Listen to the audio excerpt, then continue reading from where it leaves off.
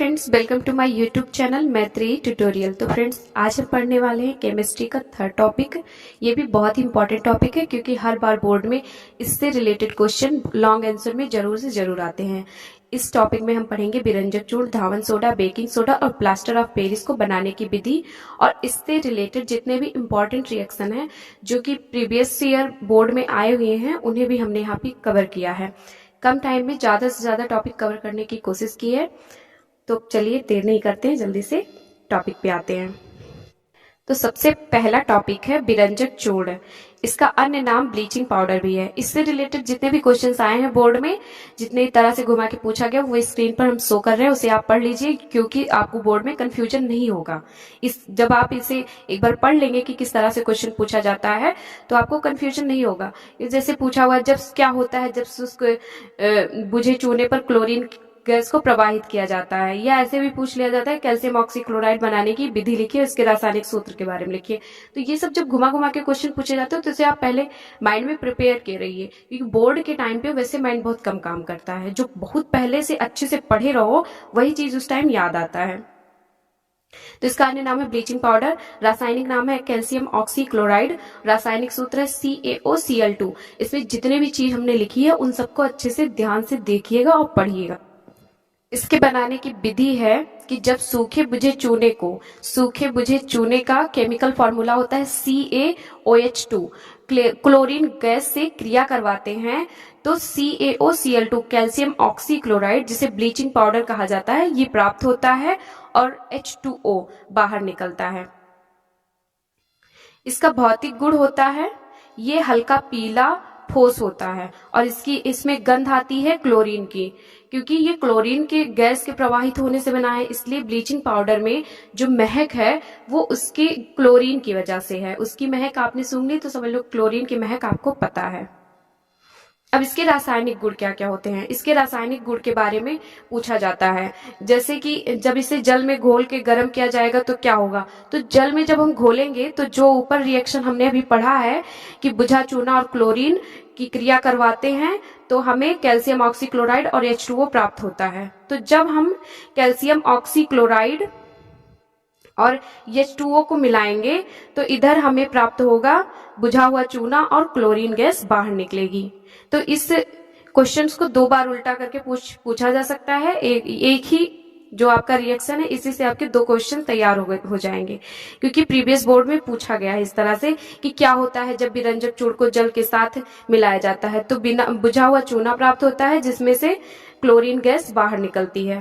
दूसरा रिएक्शन ये भी बहुत बार पूछा गया बोर्ड में कि तनु अम्लों के साथ इसकी क्रिया होने पे क्या होता है।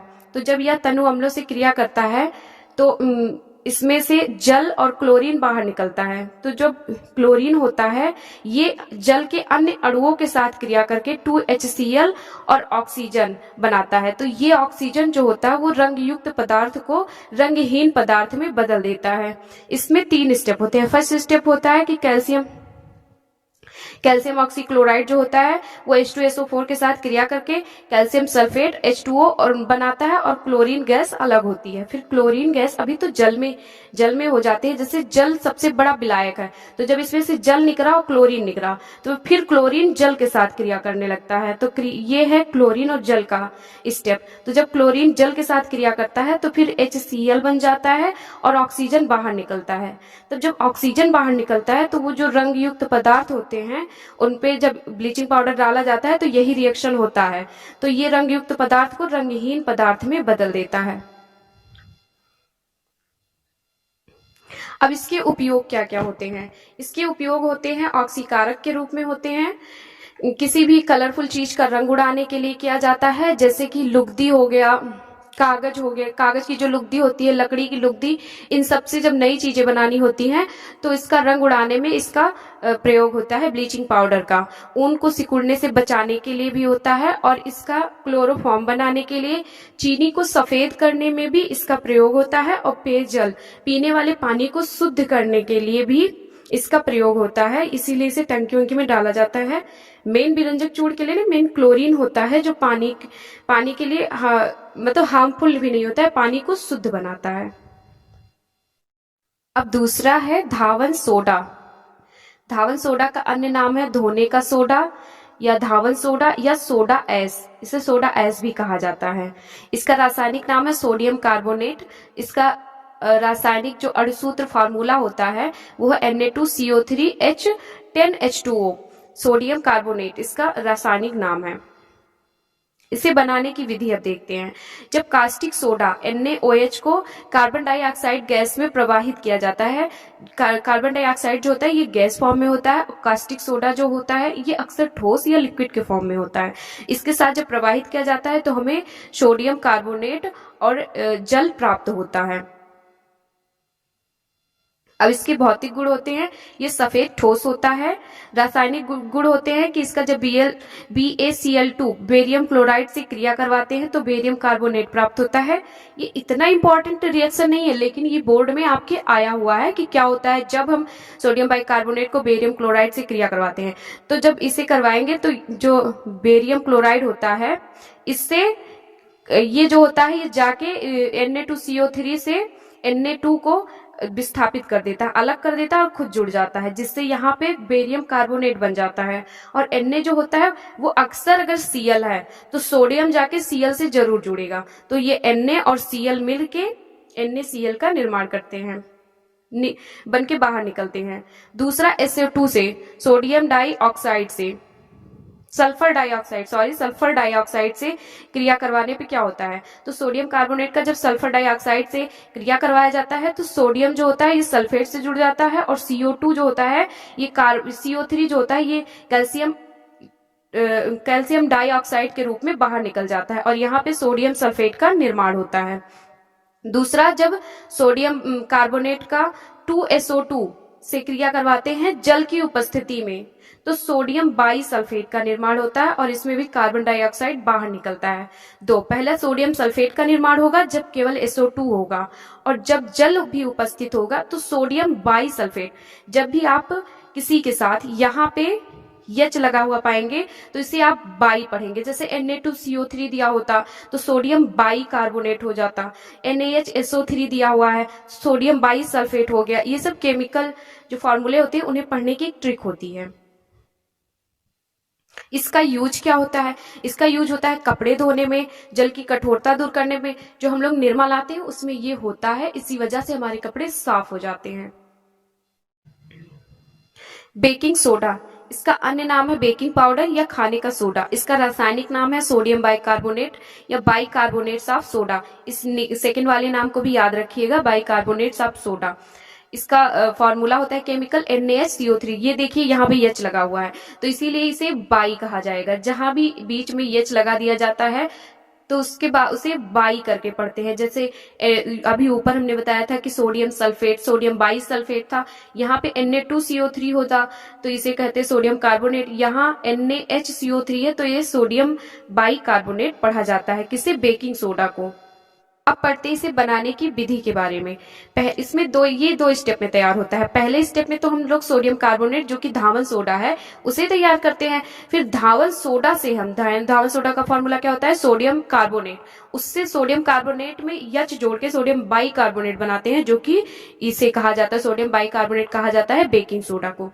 तो पहला स्टेप में क्या होता है कि वही कास्टिक सोडा को CO2 गैस के साथ प्रवाहित किया जाता है तो सोडियम कार्बोनेट और जल प्राप्त होता है। जो धावन सोडा बनाने की विधि है पहला स्टेप वही होता है। सेकेंड स्टेप में क्या होता है कि सोडियम कार्बोनेट, जल और कार्बन डाइऑक्साइड तीनों को एक साथ जब मिलाया जाता है, एक साथ क्रिया कराई जाती है तो सोडियम बाई कार्बोनेट प्राप्त होता है और इस प्रकार से बेकिंग सोडा तैयार हो जाता है।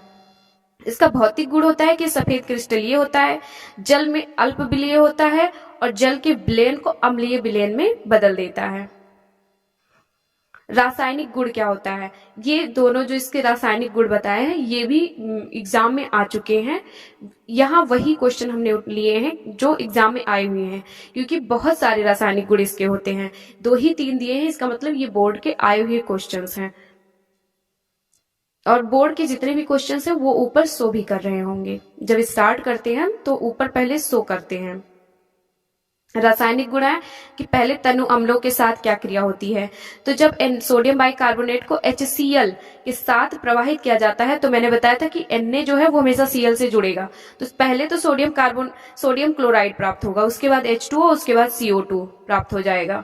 इस तरह से आप जब याद करेंगे तो आपको जो इसके रिएक्शंस हैं वो बहुत आसानी से तैयार हो जाएंगे। फिर जब सोडियम बाइकार्बोनेट को H2SO4 के साथ क्रिया कराया जाएगा तो सोडियम सल्फेट के साथ चला जाएगा, क्योंकि सोडियम प्लस होता है और सल्फेट माइनस होता है।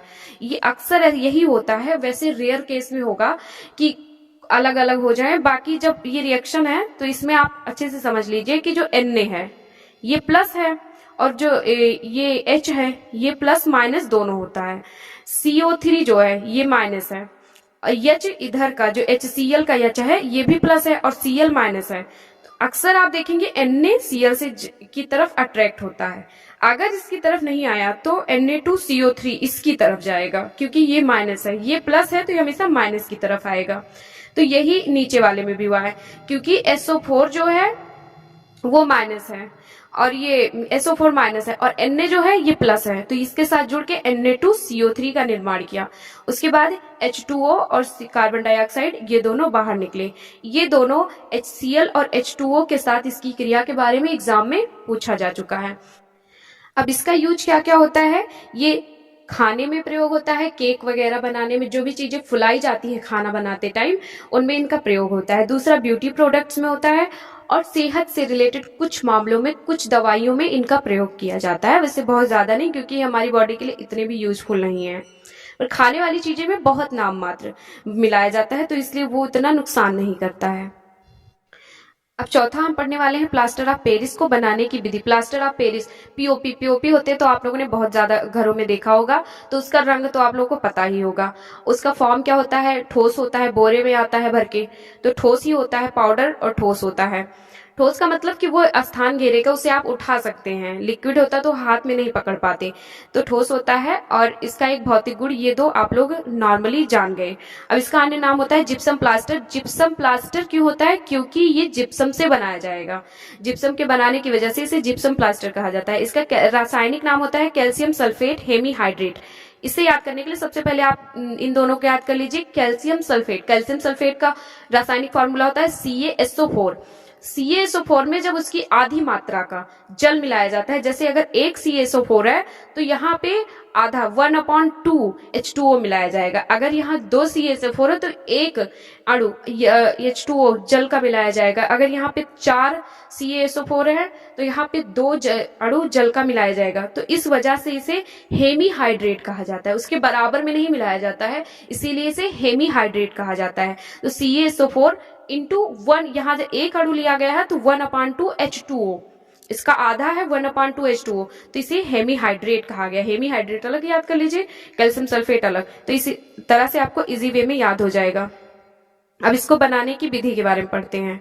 जब जिप्सम को 120 से 130 डिग्री टेम्परेचर पे गर्म किया जाता है तो प्लास्टर ऑफ पेरिस POP प्राप्त होता है, जिसमें 3 अणु पानी के बाहर निकलते हैं। पानी मतलब जल के H2O बाहर निकलता है और आधा अणु 1/2 H2O इसके साथ रह जाता है। ये देखिए, ये है जिप्सम। जिप्सम एक बहुत ज्यादा ठोस सफेद कलर का पदार्थ होता है। उसे जब 120 से 130 डिग्री टेम्परेचर पे गर्म किया जाता है, दो जिप्सम मतलब जिप्सम का फॉर्मूला याद कर लीजिए CaSO4 × 2 H2O। और इसके बाद इसे जब गर्म किया गया तो क्या प्राप्त हुआ, CaSO4 1/2 H2O। यहाँ 2 H2O था। जिप्सम और POP के फॉर्मूले में बहुत थोड़ा सा डिफरेंस है। यहाँ पे 2 H2O है, यहाँ पे 1/2 H2O कर दीजिए, बस यही POP हो गया। जिप्सम बहुत ज्यादा ठोस होता है, तो इसे गलाने के लिए इसे गर्म किया जाता है, जिससे ये POP के फॉर्म में बदल जाता है। भौतिक गुण उसका होता है कि ये सफेद और ठोस पदार्थ होता है। अब इसका हम रासायनिक गुण पढ़ते हैं। रासायनिक गुण में पहला होता है, पूछा जाता है क्या होता है जब प्लास्टर ऑफ पेरिस को तेज गर्म किया जाता है। तो जब इसे तेज गर्म किया जाता है तो सेम वही फॉर्मूला जो इसको बनाने पे था, यही आप याद कर लीजिए। इसी का उल्टा, क्या उल्टा याद कर लीजिए कि जब हम इसे गर्म करते हैं तो इधर अकेले ले लीजिए कि जब इसे तेज गर्म किया जाता है तो फिर से हमें यही प्राप्त हो जाता है, जिसमें फिर से जल के अणु बाहर निकलते हैं। देखिए CaSO4 को जब गर्म किया गया है तो ये CaSO4 जिप्सम में बदल गया है और इसमें से भी 3 अणु जल के बाहर निकले हैं। उसके बाद जब इसे जल के साथ मिलाया जाता है तो ये जो जिप्सम है फिर से ये जिप्सम के ही फॉर्म में आएगा, लेकिन इसमें से जल बाहर नहीं निकलेगा। जब इसे CaSO4 into H2O plus 3H2O जल के साथ इसे मिलाया जाता है तो ये जम के फिर से जिप्सम के फॉर्म में आ जाता है। यही 2 इजी इसके केमिकल रिएक्शन पूछे जाते हैं। और इजी क्यों है? क्योंकि आप अगर एक बार मेकिंग पढ़ लिए, मेकिंग में देखिए थोड़ी सी चेंजिंग है। यहाँ पे 1/2H2O इसलिए नहीं लिखा गया है कि थोड़ा इसका टफ ना लगे। जो केमिकल फॉर्मूला है वो बहुत ज्यादा जब इसमें कुछ ऐड हो जाता है तो टफ लगने लगता है। बाकी इसका जो नाम है हेमीहाइड्रेट, तो हेमीहाइड्रेट है तो जल के अणु जो है वो आधे होंगे ही, तो वही आप जो मेकिंग प्रोसेस था उसे ही अच्छे से पढ़ लेंगे। तो यहाँ पे एक जगह देखिए, यहाँ पे फिर से 3H2O इसके बाहर निकले, फिर 3H2O को जब फिर से लेके गर्म किया गया तो इस यहाँ पे जिप्सम बन गया। इसका प्रयोग क्या क्या होता है? इसका प्रयोग होता है जब किसी का हाथ पैर में फ्रैक्चर होता है तो प्लास्टर बनाने में, मूर्तियां बनाने में, सांचे और मॉडल बनाने में, घर की साफ सफाई करवाने में, पेंटिंग करवाने में, दीवालों पे, छत पे, इन सब में होता है, और खिलौने वगैरह बनाने में इसका प्रयोग होता है। तो आई होप आपको मेरा वीडियो नॉलेजेबल लगा होगा। अगर आपको लगे कि ये आपके बोर्ड के पॉइंट ऑफ व्यू से इम्पोर्टेंट है तो आप के और भी जो फ्रेंड्स हैं, फैमिली मेंबर हैं जो कि बोर्ड पेपर है जिनका, उनके पास शेयर कर सकते हैं। Thanks for watching my videos. Please like, share and subscribe my channel.